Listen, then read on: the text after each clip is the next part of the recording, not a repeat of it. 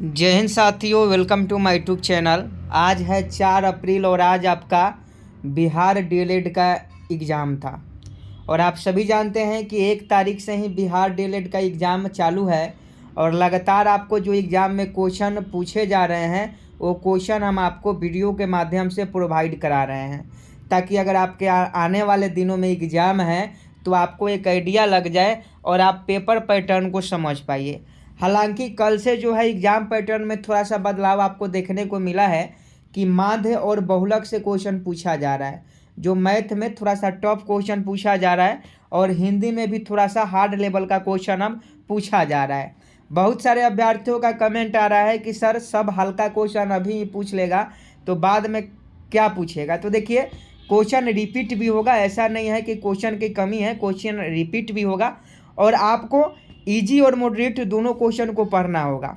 और देखिए, आज 4 अप्रैल है और 4 अप्रैल का एग्ज़ाम ख़त्म हो गया है और प्रभात कुमार जी का हम धन्यवाद करना चाहेंगे जो इन्होंने समय निकालकर क्वेश्चन को बताया है।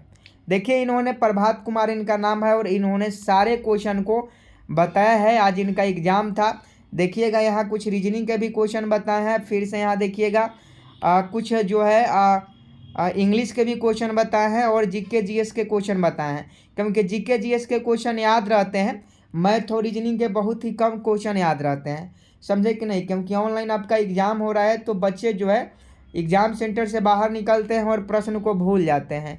तो फिर से अगर उनके दोबारा स्क्रीन पर आ जाए तो उनको याद हो जाता है, लेकिन बाहर निकलते निकलते सभी बच्चे प्रश्न को भूल जाते हैं और जिनको याद रहता है वही 2-4 क्वेश्चन बताते हैं। तो देखिए, अगर आप बिहार डीएलएड के अभ्यर्थी हैं, आने वाले दिनों में अगर आपका एग्ज़ाम है तो आप इस वीडियो में शुरू से लेकर अंत तक बने रहिएगा। कैसे पैटर्न में चेंजेज हुआ है इसके बारे में भी हम आपको बताएंगे। तो ध्यान दीजिए, पहला क्वेश्चन आपके मोबाइल स्क्रीन पर यहाँ देखिएगा। तो रॉलेट एक्ट कब पारित हुआ था, ये क्वेश्चन पूछा गया था। प्रभात कुमार जी के द्वारा ये बताया गया है कि रॉलेट एक्ट कब पारित हुआ था। ये 2 बार रिपीट हो गया है क्वेश्चन। रॉलेट एक्ट से संबंधित क्वेश्चन 2 बार पूछा है। आज भी पूछा था 4 अप्रैल के एग्ज़ाम में कि रॉलेट एक्ट कब पारित हुआ था, तो 1919 को पारित हुआ था। नेक्स्ट देखिए, द ओरिजिन ऑफ स्पेसीज के लेखक कौन है। द ओरिजिन ऑफ स्पेसीज, तो इसके लेखक चार्ल्स डार्विन है। चार्ल्स डार्विन इनका सही जवाब है और बिल्कुल इन्होंने सही जवाब लगाया है। बिल्कुल इनका सरकारी कॉलेज में एडमिशन हो जाएगा। द ओरिजिन ऑफ स्पीसीज के लेखक कौन है? चार्ल्स डार्विन है। नेक्स्ट प्रश्न पूछा गया था कि पृथ्वी शिखर सम्मेलन, तीसरा पृथ्वी शिखर सम्मेलन कहाँ हुआ था? रियो डी जेनेरो में हुआ था। रियो डी जेनेरो एक जगह का नाम है, शहर का नाम है, जहाँ पृथ्वी शिखर सम्मेलन हुआ था। नेक्स्ट पूछा गया था कि सुप्रीम कोर्ट में टोटल जज कितने होते हैं, तो 25 शायद होते हैं, एक बार आप गूगल कर लीजिएगा। हाँ, 25 ही होते हैं। सुप्रीम कोर्ट में टोटल जज कितने होते हैं, ये क्वेश्चन पूछा गया है। टोटल अनुसूची कितना है, सारे ऑप्शन रॉन्ग, मतलब टोटल अनुसूची कितनी है, संविधान में कितनी अनुसूची है, ये क्वेश्चन पूछा था, लेकिन ऑप्शन जो था वो गलत दिया था। हो सकता है मिस्टेक होगा, अब आंसर किया आएगा तब मालूम चलेगा कि आज के एग्जाम में जो टोटल अनुसूची का पूछा था उसका ऑप्शन सही था या गलत था। टोटल अनुसूची कितनी है, तो सारे ऑप्शन गलत था। तो देखिए, अब आंसर क्या आने दीजिए, तब इसका फैसला हो पाएगा कि कौन सही है कौन गलत है। देखिए, यहाँ पूछा था आइडियम फ्रेज से क्वेश्चन पूछा जा रहा है। इंग्लिश में जो लोग पूछ रहे थे कि किस टॉपिक से क्वेश्चन पूछा जा रहा है, तो आइडियम फ्रेज से क्वेश्चन पूछा जा रहा है। Cats and dogs idiom, cats and dogs idiom ये इंग्लिश का क्वेश्चन है, इसका आंसर आप लोग देख लीजिएगा। नेक्स्ट पूछा था व्यंजन संधि का डिफिनेशन पूछा था। तो देखिए, हिंदी में अगर आप हिंदी ग्रामर नहीं पढ़े हैं तो अलंकार पर ट्रिक से वीडियो हम बना दिए हैं, आप उसको देख लीजिएगा। उसके बाद जब अलंकार ट्रिक वाला वीडियो देख लीजिएगा तो इस पर हम एक ऑब्जेक्टिव वीडियो आपको दिए हैं, ऑब्जेक्टिव का क्लास दिए हैं जो प्रीवियस ईयर क्वेश्चन है, तो आप उसको देख लीजिएगा। समास पर भी आपका ऑब्जेक्टिव क्वेश्चन दे दिए हैं, समास भी ट्रिक के माध्यम से बनाए हैं और साथ में ऑब्जेक्टिव क्वेश्चन आपको बताए हैं। फिर आपको रस ट्रिक से बताए हैं और उसका ऑब्जेक्टिव क्वेश्चन बताए हैं। तो आप चैनल पर जाइएगा, तभी सारा आपका जो वीडियो है वो मिल पाएगा और आपकी तैयारी हो पाएगी। चिपको आंदोलन के नेता सुंदरलाल बहुगुणा, ये क्वेश्चन पूछा गया था। चिपको आंदोलन के नेता देखिए चूड़ीमार राय संबंधित आंदोलन, ये कुछ समझ में नहीं आ रहा है कि ये कौन सा आंदोलन के बारे में इन्होंने बताया है, तो ये देख लीजिएगा।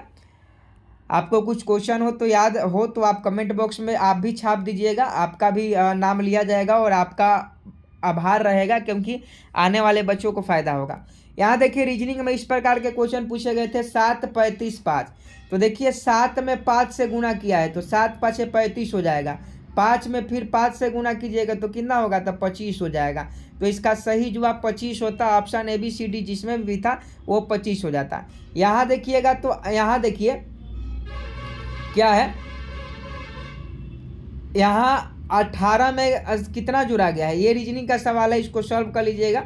ये रीजनिंग का सवाल पूछा गया था 18, 27, 34, 43, 72, देख लीजिएगा इसका सही जवाब क्या हो जाएगा। नेक्स्ट प्रश्न पूछा गया था कि अन जनरल असेंबली के हेड का कार्यकाल, अन जनरल असेंबली का हेड का कार्यकाल पूछा गया था। तो देखिए इतने क्वेश्चन जो है प्रभात जी बता पाए हैं, इनका धन्यवाद है। अगर आपका भी क्वेश्चन याद हो तो जो है बताइएगा। कुछ क्वेश्चन हमारे पास व्हाट्सएप के द्वारा आया, कुछ क्वेश्चन मैंने कॉल करके भी पूछा आज 4 अप्रैल का एग्जाम का। तो देखिए एक माध्य से संबंधित क्वेश्चन पूछा गया था। माध्य से था कि 6, 8, 9, 1 से 13 का माध्य 10 है, तो x का मान क्या होगा ये ज्ञात करना था। तो माध्य बराबर क्या सूत्र होता है, माध्य बराबर सभी को ऐड कर दीजिए। तो 6 + 8 + 9 + x + 13, 1, 2, 3, 4, 5, 5 संख्या है तो नीचे 5 लिखेंगे।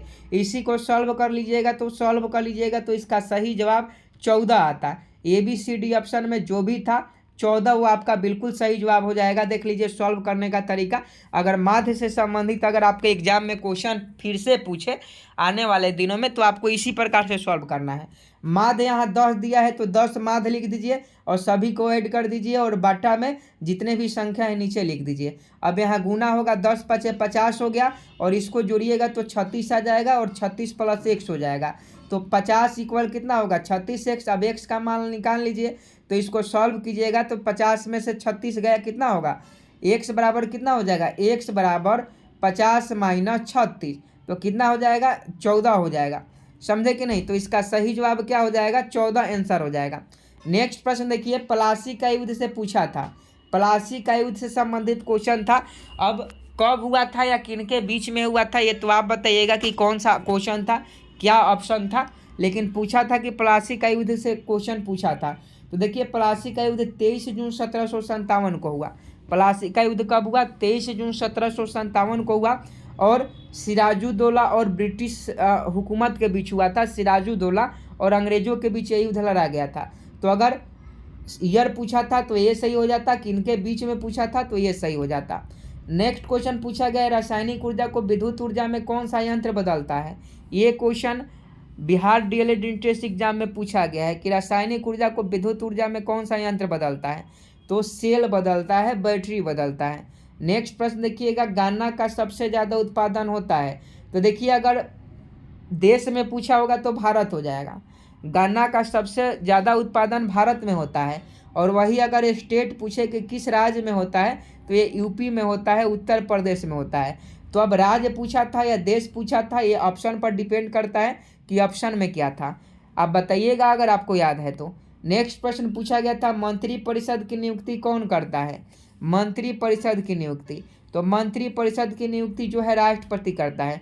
देखिए अभी तक आप इस वीडियो को लाइक नहीं किए हैं तो लाइक कर दीजिए, शेयर कर दीजिए अपने दोस्तों में और नीचे लाल बटन दबा के चैनल को सब्सक्राइब कर हमें सपोर्ट कीजिए, क्योंकि डेली आपके लिए हम इतना मेहनत कर रहे हैं।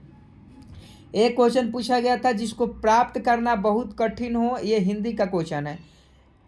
जिसको प्राप्त करना बहुत कठिन हो का एक शब्द पूछा था। तो एक शब्द मतलब दुर्लभ हो जाएगा, जिसको प्राप्त करना बहुत कठिन हो।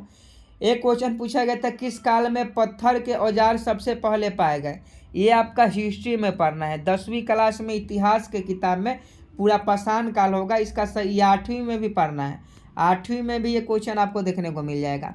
नेक्स्ट प्रश्न देखिए, हीटर का तंतु किससे बना होता है। हीटर का तंतु तो नाइक्रोम का बना होता है। नेक्स्ट प्रश्न पूछा गया था, बिहार में कुल संसदीय निर्वाचन क्षेत्रों की संख्या कितनी है? तो देखिए ये भी रिपीटेड क्वेश्चन है।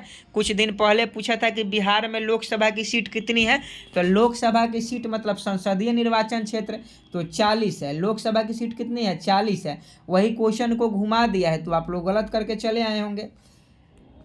नेक्स्ट प्रश्न पूछा था स्वर्णिम चतुर्भुज परियोजना से पूछा था। तो देखिए स्वर्णिम चतुर्भुज परियोजना सड़क से संबंधित है। अगर सड़क मार्ग होता या राजमार्ग होता तो ये आपका बिल्कुल सही जवाब होता। एक क्वेश्चन पूछा था पौधे को सबसे अधिक पानी किस मिट्टी में मिलती है? तो बलुई मिट्टी में मिलती है। ऑप्शन सी में था बलुई मिट्टी और आपका बिल्कुल राइट आंसर हो जाता। नेक्स्ट पूछा गया था बिहार एवं उत्तर प्रदेश राज्य की सम्मिलित परियोजना कौन सी है? तो देखिए गंडक परियोजना है। गंडक परियोजना से संबंधित पहले भी क्वेश्चन बिहार डीएलएड में पूछा गया है और आज भी पूछा गया है कि बिहार एवं उत्तर प्रदेश राज्य की सम्मिलित परियोजना कौन सी है? गंडक परियोजना है। तो देखिए इतने ही क्वेश्चन अभी तक हमारे पास आ पाए हैं।